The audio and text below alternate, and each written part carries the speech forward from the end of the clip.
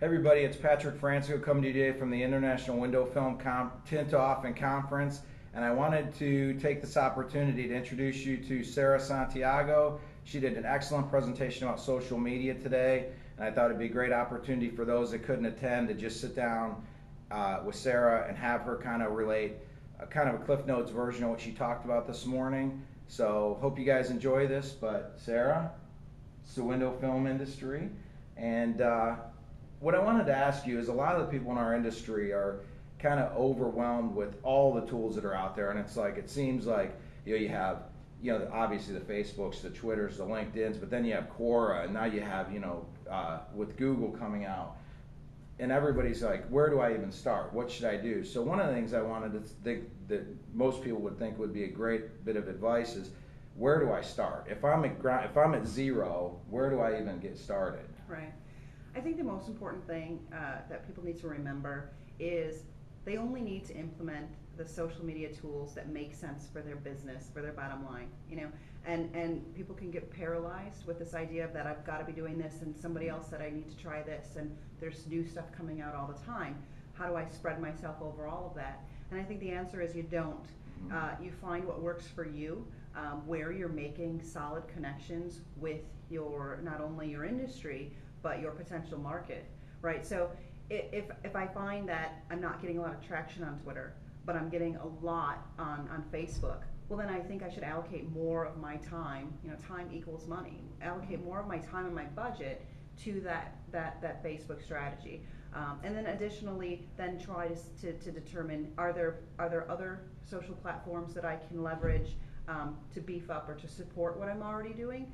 I should be looking into those things. But I don't need to jump into everything, with eyes closed just because somebody told me I should, just because a social media expert told me that I needed to be a part of the next big thing. It's important to always remember that you are the expert in your business. You know where your target is. You know the kind of information they want. You know how to talk to folks about your industry. Go where it makes sense and spend that time where it makes sense. Now, speaking of time, what do you think, if a person's looking at it from not spending any time on social media, how much time should somebody expect to invest in putting together, a baseline, hey, I'm not going to become a social media junkie for our company, but I need to have a presence. I mean, how much time should they reasonably expect to invest in putting together a program? Well, again, we have to think about time as money, right? And so what is my budget for this?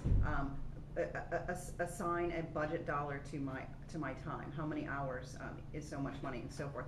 So it's really about how much budget do we actually have to allocate to this, and what does that mean in terms of my time? So how much of my time each day, each week, each month needs to be going towards this?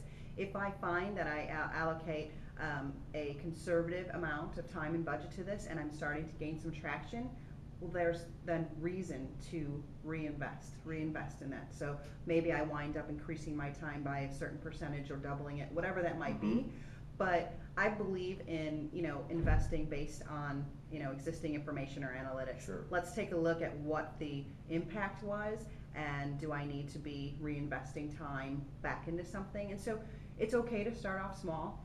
It's okay to start off with a smaller budget, a smaller allocation of time, and then just continue to measure the success of your efforts over time and increase accordingly. Okay. It's with anything else in business. Absolutely. Right? The great part is, like you said, you could look at all the tools and it can be overwhelming because you could figure, I could spend all day, and you have to really look at, what makes sense and how much time am I willing to invest, because if you get involved at a surface level, what I've found with too many different platforms, it's almost better to not be involved with a platform than to be involved and then abandon that and just not, have a Twitter account but never respond to any tweets, never really put anything, because a dead account is almost worse than not having one at all. Right, especially when we talk about Twitter as far as, getting quick snippets of information. We're getting problems solved, especially in the customer service areas.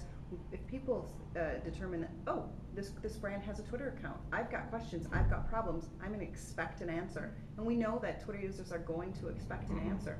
If you've abandoned Twitter and just kind of left that hanging there, you're actually potentially damaging your brand by not having somebody poised to answer those questions or to help. It's like saying, we're open for business, just kidding. We're not really paying attention to you over here. So yeah, I agree. If you're not able to support it, then don't dive into it until you're ready. Okay. One last thing you touched on today, which I think is a great point, is the importance of the mobile platform.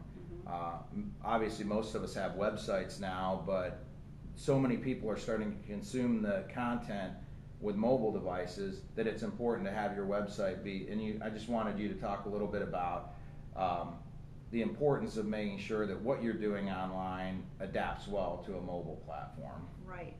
We know that it's important because more people are accessing the web on mobile devices than ever before, and these numbers are growing very quickly.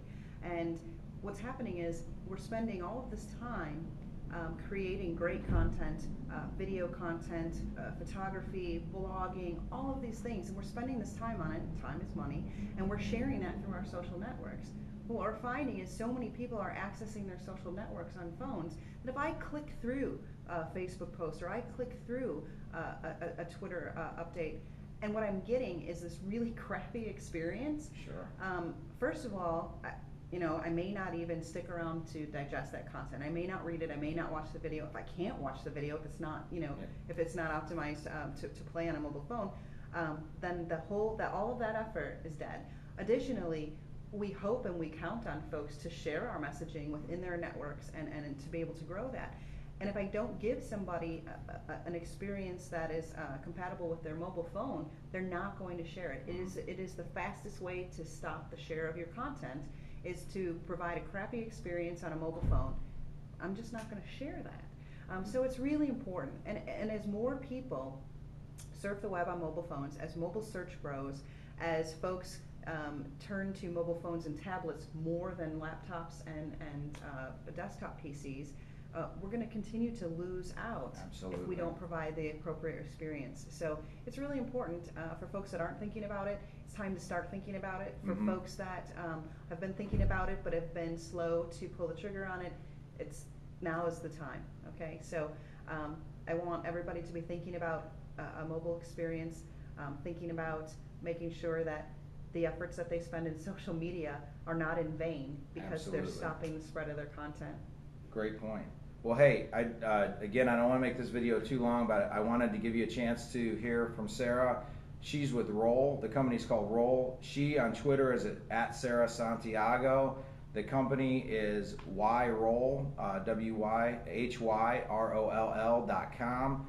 She's really an expert in the mobile side of things, so if you have questions there, please check out her website. It's a great website, and really appreciate you spending the time with us today. Thanks for having me. All right. See you guys later. Thanks for the time.